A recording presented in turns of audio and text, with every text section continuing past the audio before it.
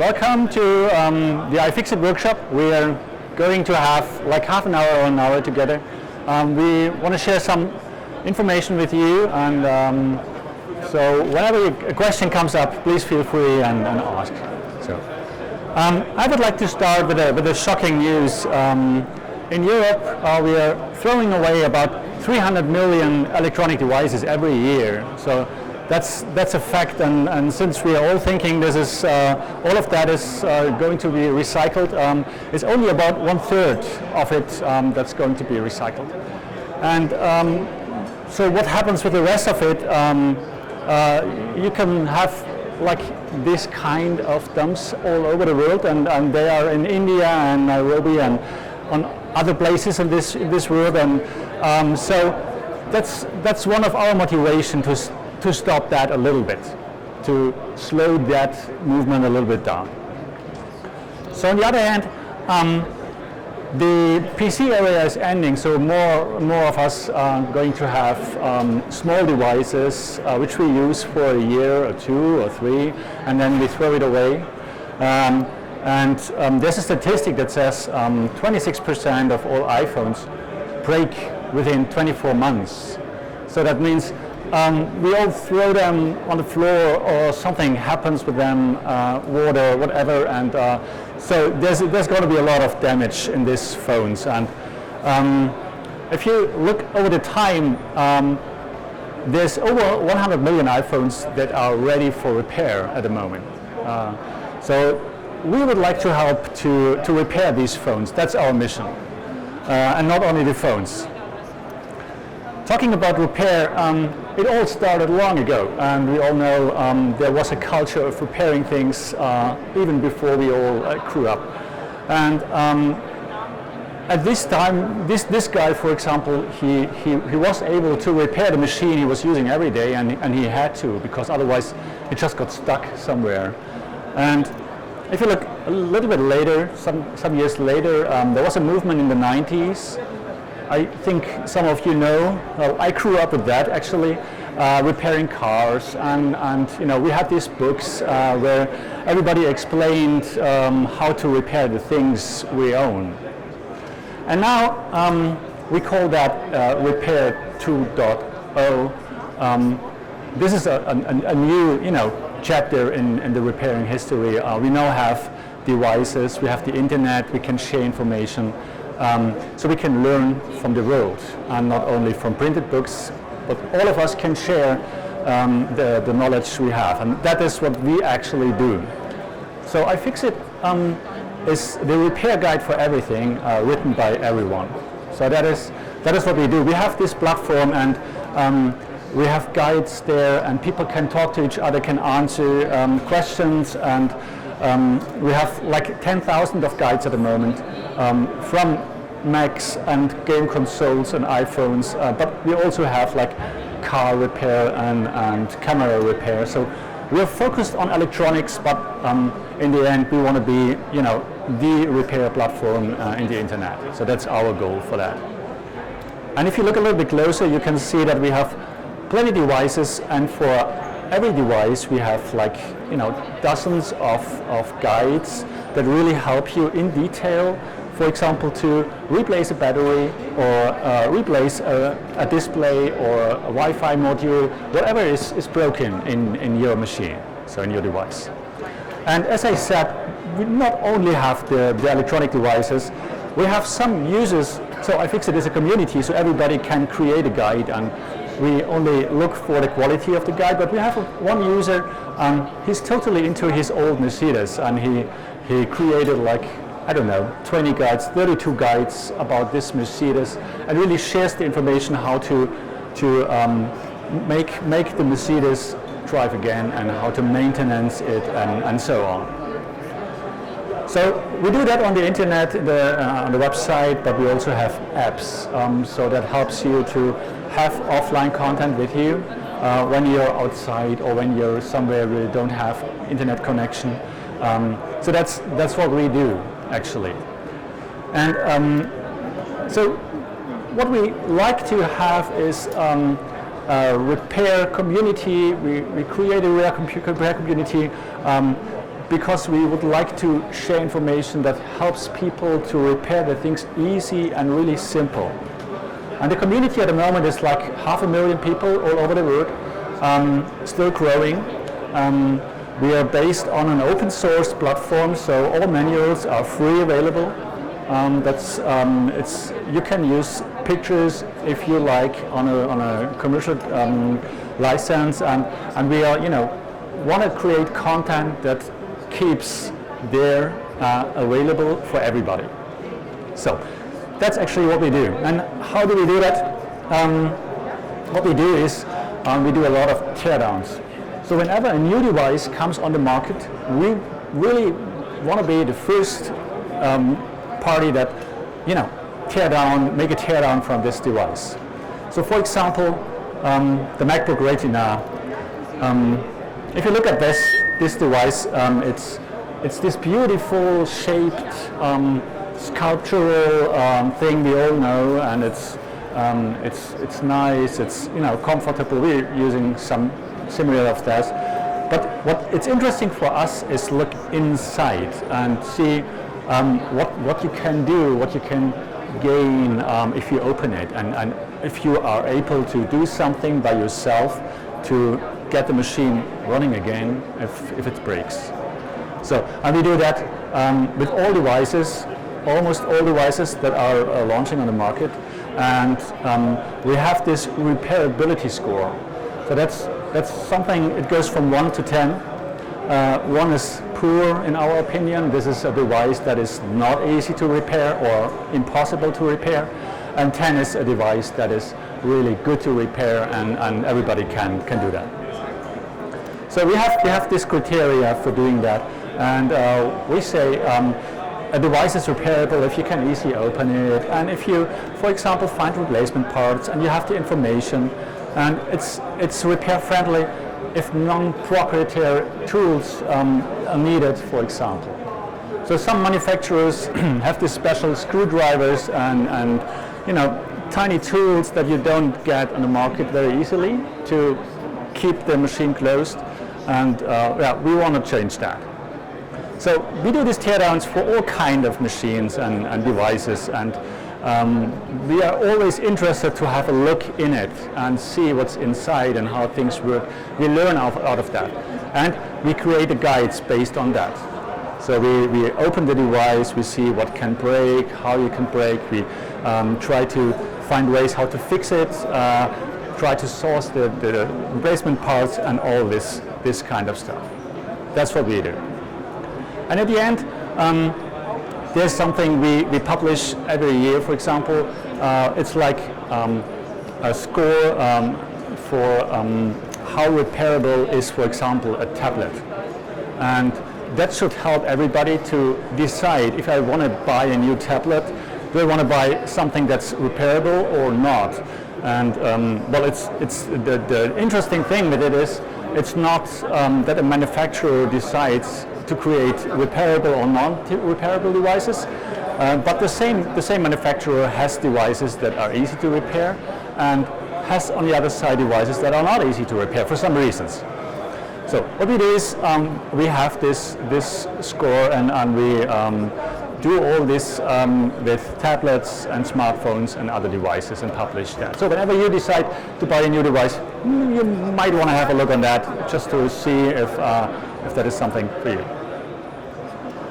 So talking about our community, we asked our community some questions, and the interesting thing is that that people told us that iFixit enabled them to really, do the repair. They haven't been able, or they thought they are not able to do it before they came on the platform and have seen our guides. And so 91% of these people told us iFixit helped them, enabled them. And then 95% says that the repair was successful, and if they can repair something, they want to buy something else that's repairable too. So manufacturers, we give this advice, do good in creating products that are repairable. And the interesting thing is it's it's a little bit addictive. People get addicted to repair. That's our experience. So whenever somebody repairs something, the average of our users they do another 6 repairs, which is a lot. Well, we have been impressed by this number because we thought there are a lot of people just only doing one repair, but on average it's 7 repairs per user. So that's really interesting. And then some manufacturers do cooperations with us. For example, Fairphone. I don't know if you know Fairphone. Fairphone is a little tiny smartphone that's on the market. They care about where all the components come from, and they really take care that everything that is in that phone is fair traded and was fair produced. The workers that have been included really have good possibilities to develop, and so on and so on. And one of these things is they want to have a replaceable battery. So having a replaceable battery is really important because a fact is that if a device does not have a replaceable battery, the recycler can't do anything with it in the end. So that's something, I come back on that later. So what we did with Fairphone is we created a lot of guides for them, and we sell the parts for them. That's a cooperation with manufacturers. And then we have all these guides where you can step by step very easily see how you can repair that, or how you can, in this case, replace the display and get a new one if it's broken, for example. And then we sell the parts, so you get the battery and the display and something else, all the other parts else. So iFixit always thinks about when does a device belongs to you? How can you say this is my device? And we say if you can't open it, you don't own it. So we are always interested because it's your device. I mean, see, if you buy a car and you can't open it or change the wires or whatever, so it's not your device really. So we are interested in how you can open things. And what I've brought with me is just to give you a little bit of spectrum of how devices are openable or not, how they can be opened or not. So starting with Fairphones, for example, the battery replacement, you see they have designed a case that you can open just with your fingertip, and then you put it away, and then you bring your battery out, and that's it. Basically, that's very simple.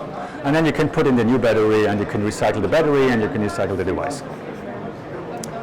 As a comparison, the new iPhone 6, for example, battery replacement is a little bit more complicated. So it all starts with 2 screws on the bottom of the device. These screws, they call the pentalobe screws. They are proprietary screws. So it's not easy to find screwdrivers for them.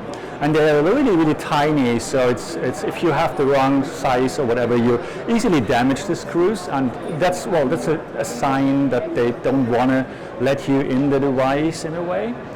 But if you can make it, and if you find the right screwdriver, you can open it.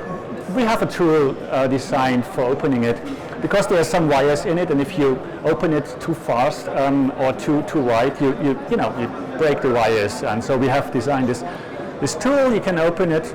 Well, then you have to put some things away, because you can't leave the display in this position. If you leave your hands off, it will scratch the wires down there. So you have to remove the display first. There are some connectors, and and in the end, if you have done all these things, you can put it away. And there you can see this is the battery. But still, it's not accessible easily because there are 2 other screws, really tiny Phillips screws. So you have to open them again. And then if you have done that, you find out there's some tape around it. So you have to remove the tape. And then you find beyond this tape, you find like another tape that goes all the way around the battery and then you have to remove that. And still it's glued. So we have a device, it's a tool, we call that the eye opener, So that is something you put in the microwave and it gets hot, and then you can put it on a device and then it melts the glue. So you have to do that again. And then if you're really careful, you can put out a battery. And then you can bring in a new battery. So just compared to the Fairphone, it's more and more complicated. Other manufacturers do it the same way. For example, HTC. HTC One is a device that is totally glued. Everything is glued. Every layer is glued with the other layer. So you have really to remove that very hard. You can see how it bends. So it's not easy to open the device at all, and then you find some foil and tapes in there, and then more foil and more tapes, and everything is glued with the other. So this is one of the devices that's impossible to repair. And then it's glued again, and then somewhere in the end you can open it, and then you see, well, it's not done, or it's still really hard to do it. So that's one of the devices where we say, well, repairability score is 1, because there's nothing you can do with it. To give you an example on a MacBook, this is the MacBook Pro 2007, and those days they decided to have a battery. This is the battery, and there are 2 levels you have to open, and then you can replace the battery. It's as easy as that. Then they have redesigned their devices and have published the MacBook Pro 2012, and it's going thinner and thinner. But the same thing is here. There are 1, 2, 3, 4, 5, 6, 7, 8, 9, 10 screws to open the lift. Then you have to remove some connectors, and then you find a tiny screw in here, which is we call that a Y1 screw. That is really something special. It looks like a Y, so that's what it's called. So you need a special screwdriver to open the screw, and then finally you can remove the battery. So that's again more complicated. The argumentation is, well, it's thinner, it's maybe cheaper to produce, whatever. Looking at PlayStation 4, what they do is they have the seals. We all know them. Don't open it, you lose all the warranty. I mean, it's your decision if you want to do it. You can do it, but maybe you want to do a repair after warranty ended anyways. So what they then have is another peel beyond that, and then there's a torque security screw. So again, it's not easy to go in there. It's a small screw, so you have to find the right screwdriver again. Or for example, the Xbox, they have a fancy system with plastic clips, and from outside you can't see how to open it. So you really have to know this hole and this hole and this hole. You have to punch in to open it. And then there's another clip in here to open this. And then that's what we do. We also producing tools that are not available. So we have produced this kind of tool that's especially for the Xbox, and it helps you to open the device here by putting this small hinges in here in this device, and then you can with the other side you can open it slightly, and then at some point you're inside. You see, you can have to put it down in here, and so it's really tricky how they how the construction of this entire device is made, and it's not easy to come in. But we make it possible, so we explain how to open it, and we help people to repair the things that are even not so easy to repair. So the last but not least, the iPad, that's something special. As I have told you, we have created a repair kit for that, including the eye opener, because it's you can see it here. If you after the presentation, you can come and have a look.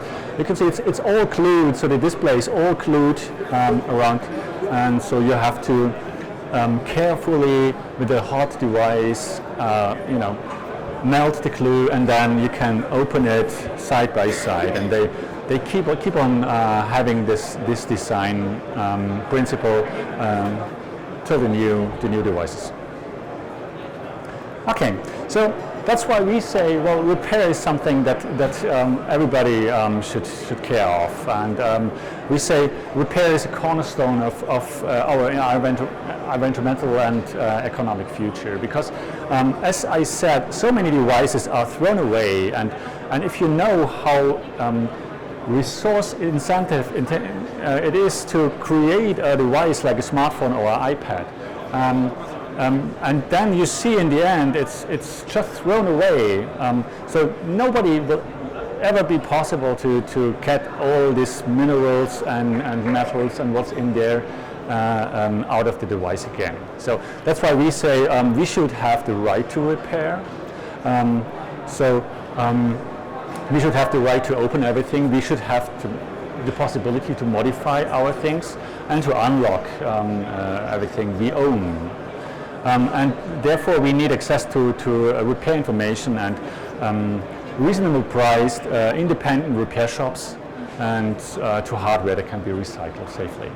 So that's our mission in the end, and we want to help people to repair by themselves, and we also have customers, small repair shops that get information and products from us. So, and we think having a repair coalition is really something that is important, because repair really creates local jobs. So many people starting repair shops and having a business running out of that, and even the last year they seem to pop up everywhere. So that's really something we like, because when things going to be repaired, people have something out of it, and we should have the right and own modify our things, and repair in the end dramatically improves the environment. So every device that is repaired and stays on your table for another year or two helps, instead of throwing it away. So that's what we basically do, and that's our mission. And last but not least, just imagine you're going to change your wheel on your car, and somebody says, well, you're not allowed to open that screw. That's where we think it's important that we say, no, yes, it's my car, I should be able to open that screw. And the same thing with electronic devices. Thanks for listening.